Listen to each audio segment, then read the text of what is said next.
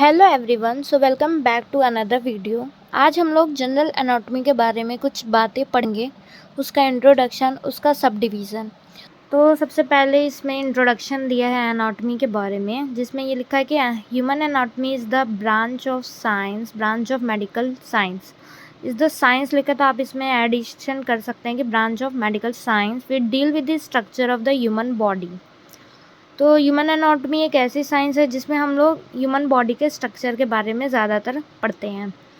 Anatomy कहाँ से derive हुई है? ग्रीक वर्ड से एनाटोम, जिसका मतलब होता है cutting up. The term dissection जो होता है वो लैटिन वर्ड इक्विवेलेंट वर्ड है ग्रीक एनाटोम का।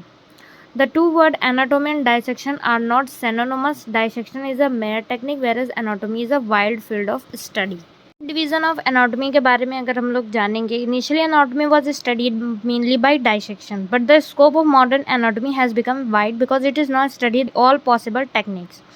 So the main division of anatomy are the cadaveric anatomy is studied on dead embalmed preserved bodies usually with the naked eye.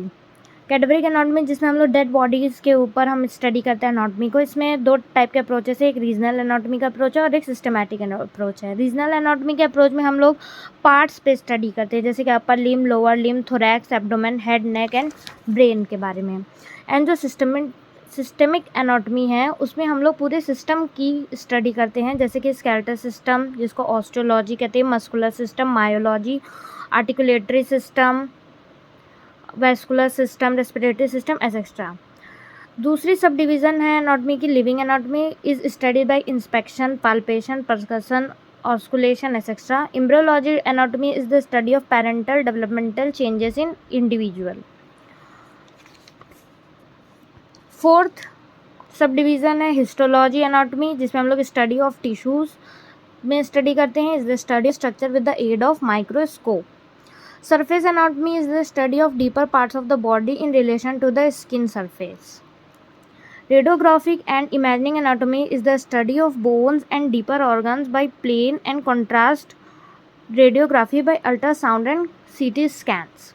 Comparative anatomy is the study of anatomy of the other animal to explain the changes in form, structure and function of different parts of human body. Comparative anatomy के नाम से ही पता चल रहा है कि compare करके हिसाब से हम लोग एनाटॉमी को पढ़ते हैं, कंपेयर करते हैं. Physical anthropology deal with the external feature with the measurement of different races and groups of people with the study of prehistoric remains. Applied anatomy, clinical anatomy deal with the application of anatomical knowledge to the medical and surgical practice. जितनी भी हम लोग anatomy पढ़े हैं उसकी application कहाँ होती है? प्रैक्टिस में, मेडिकल एंड सर्जिकल में. उस हिसाब से हम लोग एनाटॉमी को पढ़ते हैं, वो क्लिनिकल एनाटॉमी में आते हैं. Experimental anatomy is the study of the factors which influence and determine the form and structure and function of different part of the body. Genetics deal with the study of information present in the chromosome. जैसे कि name में suggest है genetics, तो chromosome से जितनी भी information आती है उसकी स्टडी करते हैं हम लोग, तो वो जेनेटिक्स एनाटॉमी में आ जाता है. हिस्ट्री ऑफ एनाटॉमी में हमें बस ये मेन याद रखना है कि फादर ऑफ मेडिसिन जो है वो हिप्पोक्रेट्स हैं. ओके, फाउंडर ऑफ एनाटॉमी भी हिप्पोक्रेट्स है. फादर ऑफ मेडिसिन भी हिप्पोक्रेट्स हैं एंड फाउंडर ऑफ एनाटॉमी भी हिप्पोक्रेट्स है. लेकिन फादर ऑफ एनाटॉमी कौन है? हीरोफाइलस हैं. ओके, जो कि ग्रीक फिजिशियन है, first to dissect the human body.